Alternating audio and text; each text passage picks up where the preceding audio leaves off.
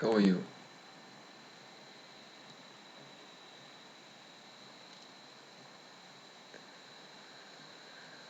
In this video I will tell you that how I got my name, the Llama. What does it mean? How did it start?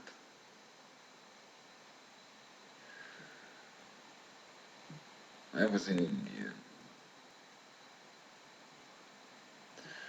and back when I was in Lithuania I had expectations. I thought that I will go to India, I will go to the Himalayas, I will go to the caves there and I will find enlightened people, I will find true yogis, I will find people who are pacing the same path that I was walking, I was pacing.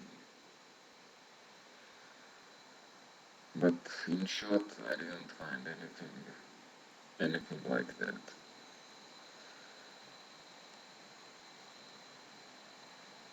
I didn't find true people there. I visited monasteries, temples, those sacred places, but all I found was commercial and superstitions.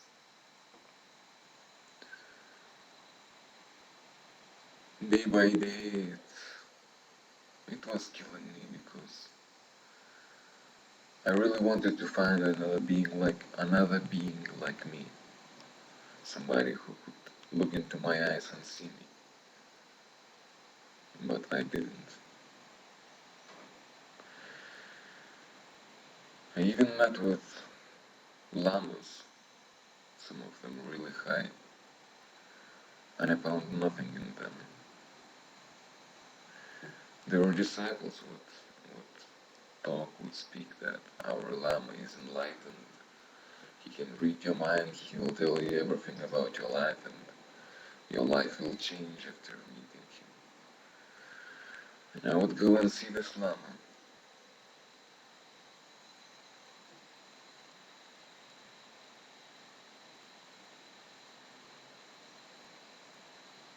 And there would be nothing.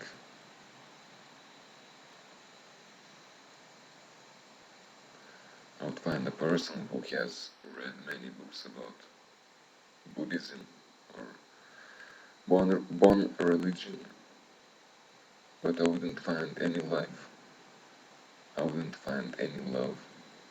There was only one lama that I found that I could call true lama. But anyways, this made me feel really lonely back there in India. And all of the people were trying to use me, you're a foreigner so you have money.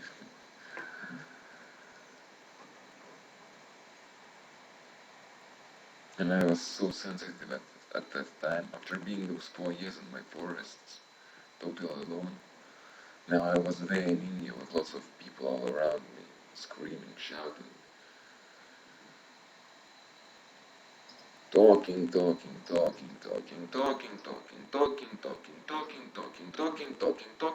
about God, about this, that, and that. I wish they would shut up. And the hardest time of that period was when I was in Badrinath, in the Himalayas, high in altitude. It was really cold up there.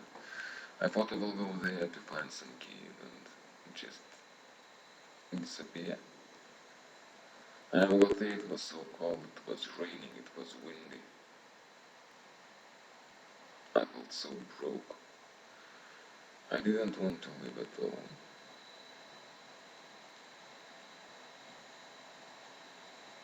I was sick, I still had fever.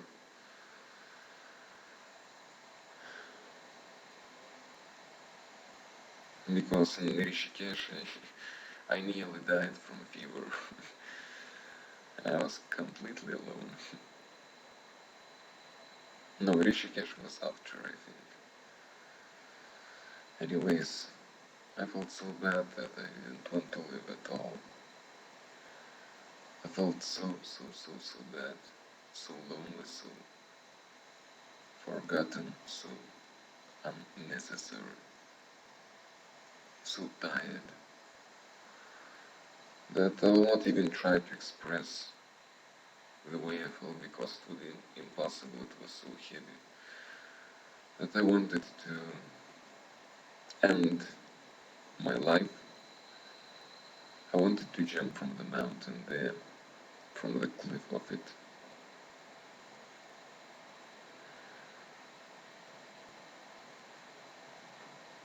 I nearly have done it.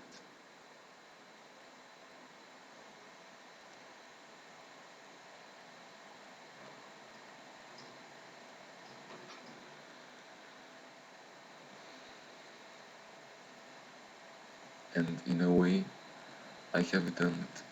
There I have died. I was about to do it. I was about to end my life.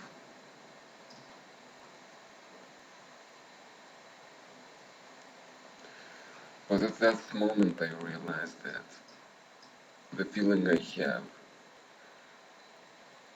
is extreme loneliness, being misunderstood, nobody who could see you the way you are.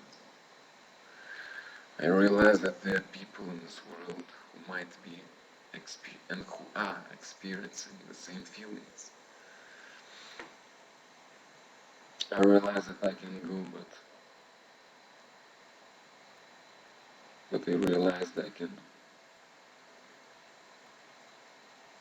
I can be to other people that what I wanted to have myself. I could be a mother to people, a mother that I necessitated and never had.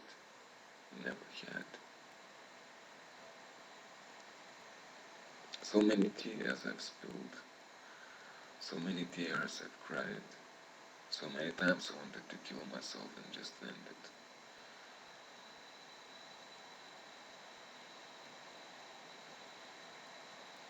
I realized there might be a person feeling like me, a person to whom I could give something true, something true. Because people in this world, they are not true. They have masks, and they do not fucking care about you. Nobody cares about you.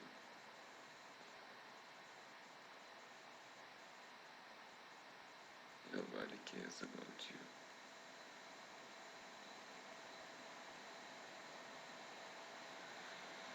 At that moment I realized that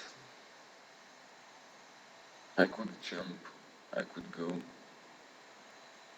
I could leave this world. But in this way I would deprive this world of the mother it could have.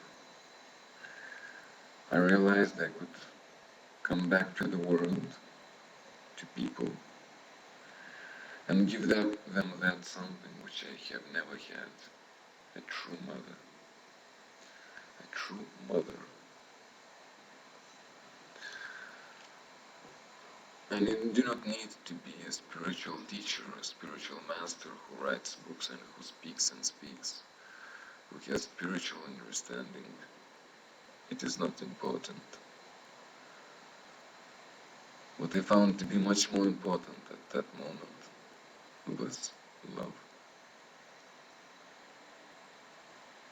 There are already millions of people on this planet who are speaking or writing books about God, about Christ, about enlightenment, even though all of those books are complete bullshit, you know? There are millions of such people, and you can find them on YouTube here as well. There are millions of them. But very few people are there who can truly love, can truly share, can truly be a mother to this world, to the ones who need. I realize that this world does not have such mothers. I realized I have to come back and be such mother to you.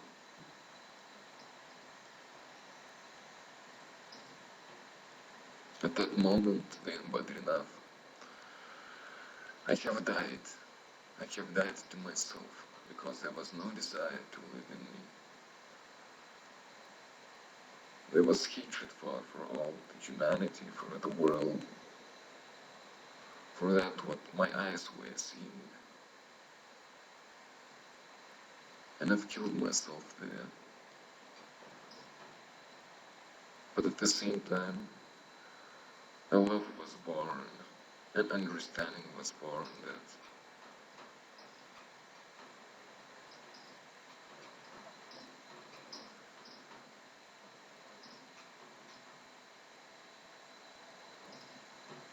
that I can give something, that I can give to somebody, that what I have never had, that what I always craved for. True love, true understanding,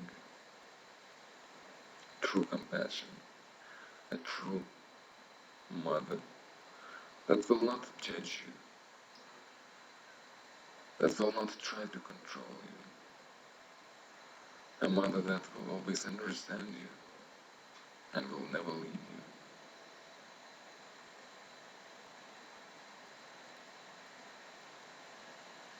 There on that mountain, I became Dalama. Dalama or Dalmais is Tibetan deity for Tibetans, it is like mother of compassion.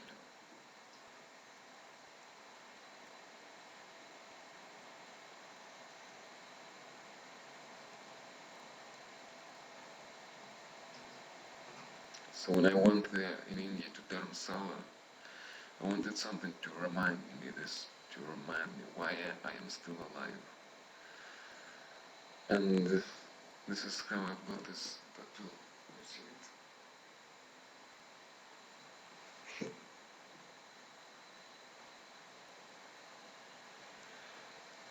it? Dolama, written in Tibetan. That later on became my name, and people started calling me like this.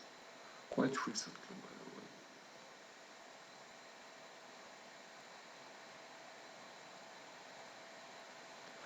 So this is the story of my name and of who I am. And it is a very intimate story to me, even though I couldn't express the feelings I have had, because these feelings were simply beyond.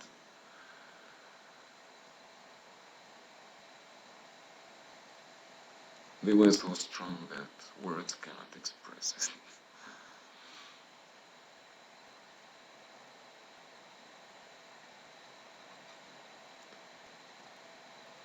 You, you have a mother that will never leave you.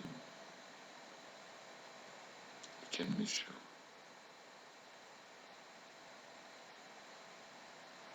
No matter what you will do to this mother, she will never stop loving you.